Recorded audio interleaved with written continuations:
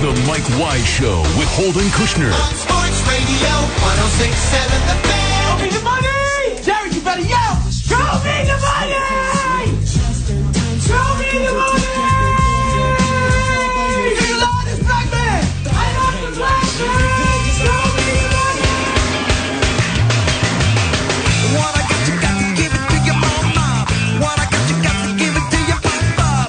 What I got, you got to give it to your doctor. You do a little dancing and you drink a little water. Bring us back, guys. All right. Guy that I think a lot of, not just because he went to better schools than I did, or that he actually knows dollars and cents better than I do, but he especially knows the Redskins dollars and cents. J.I. Halsell, welcome back to the program. Hey, I appreciate you guys having me. You were, and everybody that's listened to the program before knows you. Those who haven't, please tell them you were the former Redskins salary cap analyst.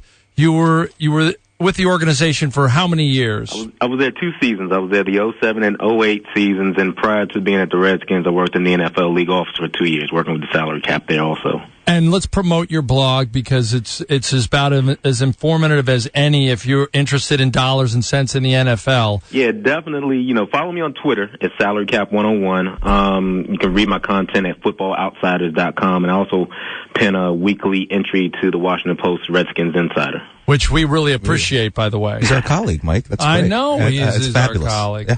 They'll give him my office in about a week. I'm not in there. I'm not in there enough.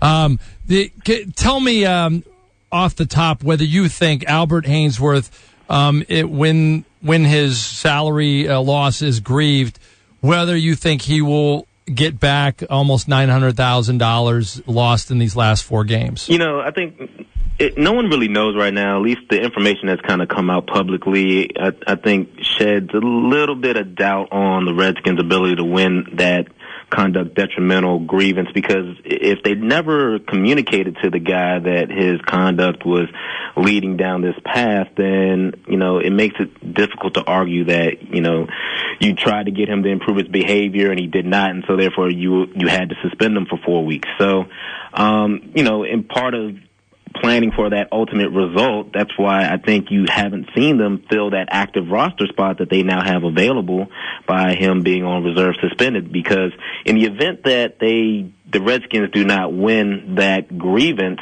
then he reverts back to the active roster, and then what they can do from a disciplinary standpoint within the rules of the CBA is just deactivate him for disciplinary purposes, but he'd count on the active roster. J.I. Halsell joining us here on the McDonald's hotline. So I got my own reasons as to why they did this, but a guy that's been on the inside, why do you suspend him instead of just getting rid of him?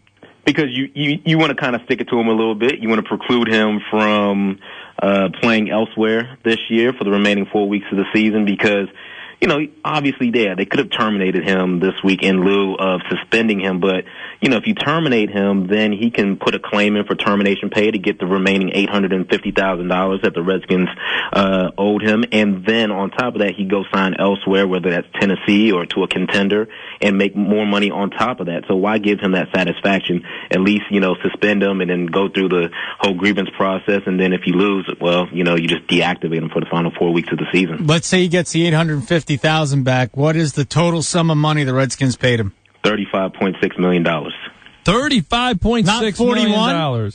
No, because he forfeited $5.4 million of his guaranteed money next year when he missed out on minicamp. Okay.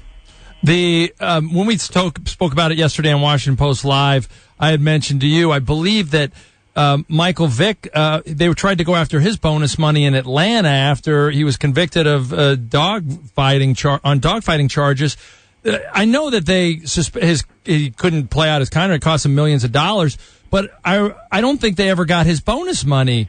They did not, and part of the reason why is because the only type of money that you can recover via forfeiture is signing bonus money, and I think Mike Vick's guaranteed money actually came in the form of option bonus, and so that precludes a team from going after that money. And so even though he was convicted of killing dogs, the Falcons were not able to recoup that money. Now, here in the case of Albert Haynesworth, the Redskins renegotiated his deal back in March and converted what would have been a $21 million option bonus, which they would not have been able to recover, into a $21 million signing bonus, which then at least gives them the opportunity to try to recover that money. Now, whether or not they can make a successful case to get any of that money, I significantly doubt.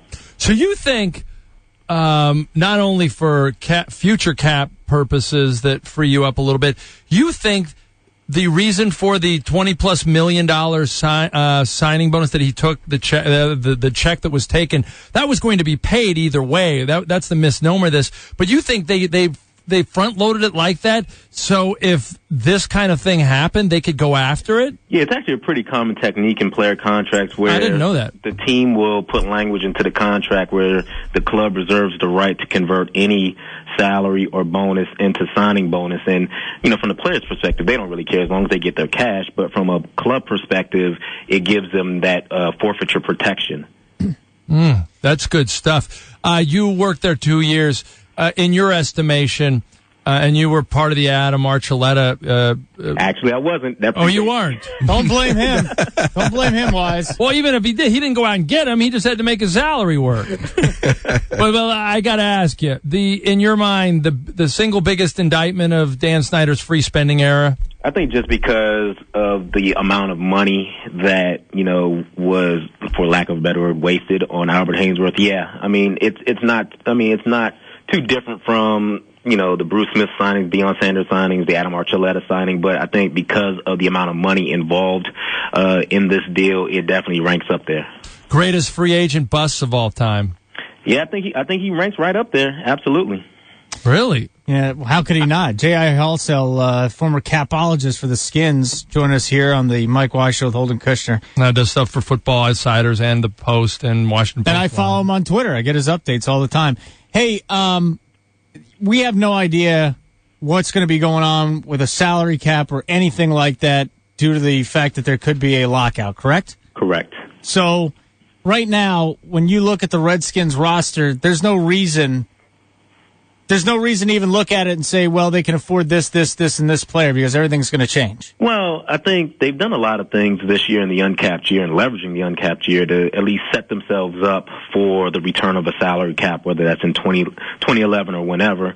And one of those maneuvers was actually the restructuring of Albert Haynesworth's deal because, I mentioned a couple minutes ago that they converted that money to signing bonus back in March. And another thing they did, though, which was kind of a headline story, was they gave Albert Haynesworth the opportunity to give back some of that money in order to become a free agent after 2010. And people thought, they did that so they could get rid of him. The real reason why they did that was so that from a salary cap accounting perspective, that full $21 million stayed in the uncapped year of 2010 and did not prorate out into future years. So what that means is, had things worked out with Albert Haynesworth and he was potentially going to be on the team here in the next few years, if you chose to cut him, his cap hit and dead money would be significantly less because you didn't have all that money out in future years. It all stayed here in 2010. And they did the same thing with D. Hall's contract. They did the same thing with Casey Raybach's contract. So the Redskins have done a great job of trying to keep money here in this uncapped year so that going forward, they aren't pressed up against the salary cap like they historically have been. Is it beneath you to do a colleague's taxes? Say what? Is it beneath you to do a colleague's tax returns? Would you do Wise's taxes? Yeah, this is like, you're brilliant. Hey, I struggle to do my own taxes. All right. This is the thing. We talked about it on the set yesterday of Washington Post Live. Jason Reed, me, you and me. I thought the smartest thing Snyder could do after this season is say, this isn't me anymore, and I'm just going to rebuild like this team we're coming in this weekend. Tampa Bay is doing, and we're going to get some draft picks, and we're going to... You're saying because of this great free agent class that's coming up, and they've positioned themselves for it, it's back to seeing that shiny new toy in the window and throwing out the box. For the record, I actually did not agree with Jay Reed when he made that statement, and I just, out of respect, didn't jump in there and say, really? You think they should go back and spend a bunch of money in free agency? You respect Jay Reed? Because I just, hey, look, I I'm actually more so in your corner on this, Mike, in that, I mean, I think really the team needs to make a concerted effort to really build through the draft. And yes, when you look at the Tampa Bay Bucs team that's coming in this weekend, if you look at their roster, they're built primarily through the draft. And I mentioned yesterday, don't get me wrong, the quarterback makes a big difference, the fact that he's playing really well. But the thing is, you build primarily through the draft, and maybe you get a unrestricted free agent, one or two here and there. And that's what Bruce Allen did during his tenure in Tampa Bay. You know, they always drafted and played young guys, but, you know, they also would sign a Jeff Fain as an unrestricted free agent center. You know, they'd go out and get a veteran quarterback like a Jeff Garcia, who might have been on the street, but primarily they were built through the draft. Good stuff. Thank you again. How come you don't go by Jimmy? I like Jimmy. Your friends call you Jimmy, don't you? Well, my dad's name is Jimmy Halsell, and, and I'm Jimmy I. Halsell. And so just to make things easier, I'm J.I. Halsell. All right. I just thought you were trying to be official or something. All right. Hey, thank you very much. Thanks for having me, fellas. I appreciate it. You got it. J.I. Halsell. He was the capologist for the Skins. Now he's just a really smart guy talking about the Skins. Yes, he is. I would like to end the program as... Too bad we got Ken Niumatalolo. No, I think it's great. I think it's right? Do we have Ken Niumatalolo? We should, yeah. We're going to. Yeah, we're going to. Excellent, yeah. That's how we got to end Army, it. Navy coach. Yeah. I'm pumped. Well, the Navy coach. Navy coach. I mean, Army, Navy, Army, Navy game. Navy Yes. coach. I'm losing my mind. Plus, the winner of our WWE tickets for the great caption on our Facebook page. If you aren't Facebooking us right now, if you're not a friend, Facebook.com, search Mike Wise Show. We were blaming everything on Haynesworth in the first hour today. Check it out. There's some funny responses. We'll announce the winner in just a few. Navy football coach Ken Niumatalolo next on The Fan.